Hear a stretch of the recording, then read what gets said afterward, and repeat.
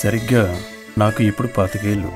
ఇంతవరకు నేను అనుభవించిన నా జీవితంలో నా పరంగా నాకు గానే నా తల్లిదండ్రులకు గానే అందమైన ఆనందమైన అనుభూతులు స్మృతులు అంటూ చెప్పుకోవడానికి ఏమీ లేవు.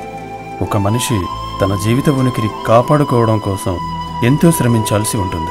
అటువంటి ప్రయత్నంలో నాకు తెలిసినంత వరకు జీవితంలో ప్రతి క్షణం అతి విలువైనదిగా భావించి లక్ష్యాన్ని చేరుకునే దశలో ఎన్నో కష్టాలు నష్టాలు ఎదుర్కొన్న నాకు నిరాశ నిస్పృహలకు లోనై ఇక నా జీవితంలో గెలుపంటూ ఉండదని భావించి జన్మనిచ్చిన నా తల్లిదండ్రులకు న్యాయం చేయలేక వారికి నా ముఖాన్ని కూడా చూపించే ధైర్యం చాలక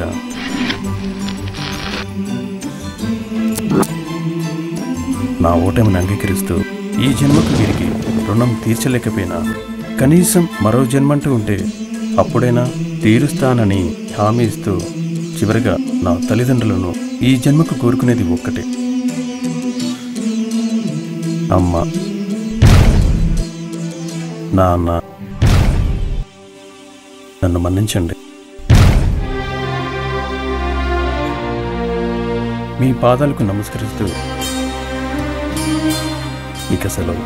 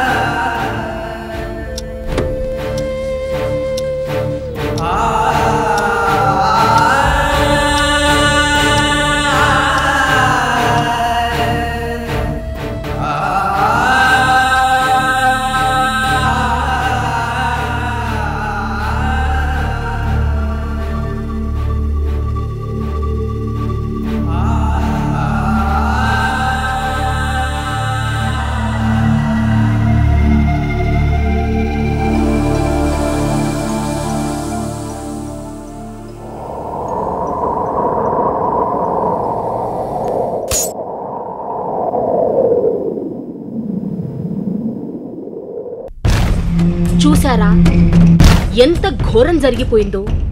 ఇలా ఎంతో మంది తమ తమ జీవితాల్లో ఎదురయ్యే చిన్న చిన్న సమస్యలని వైఫల్యాలని భూతద్దంలో చూస్తూ ఒత్తిడికి లోనై జీవితం అంటే ఇంతే అనుకుని ఆత్మహత్యే పరిష్కారంగా భావిస్తున్నారు. ఆత్మహత్య చేసుకోవడం మహాపాపం, మూర్ఖత్వం కూడా. ఆత్మహత్యతో చనిపోతాం, చివరకు పిడికెడు బూడిదవుతాం లేదా గుప్పెడు మట్టి అవుతాం. ఇదందరికీ తెలిసిన విషయం.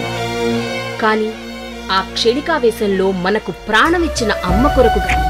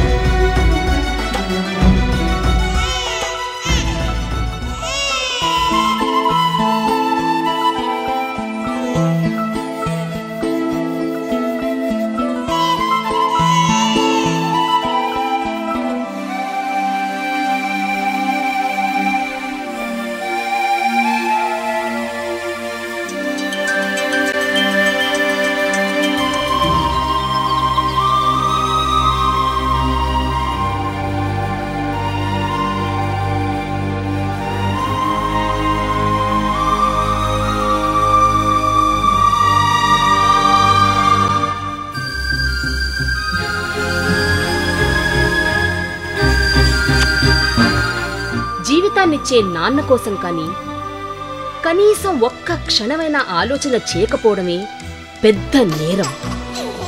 మరి అంతటి తల్లిదండ్రులకు మనమిచ్చే బహుమానం ఏమిటి? ఎప్పటికీ తట్టుకోలేని దుఃఖం.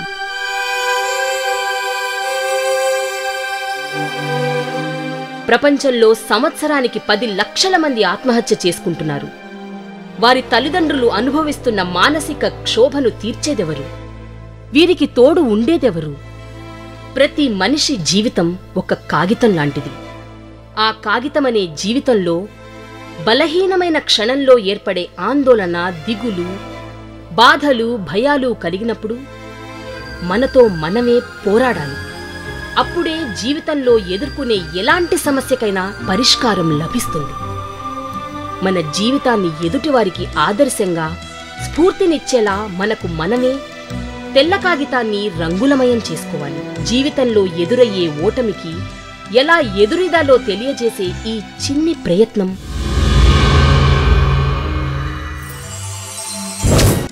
అందరికీ కనువిప్పు కలిగిస్తుందని ఆశిస్తూ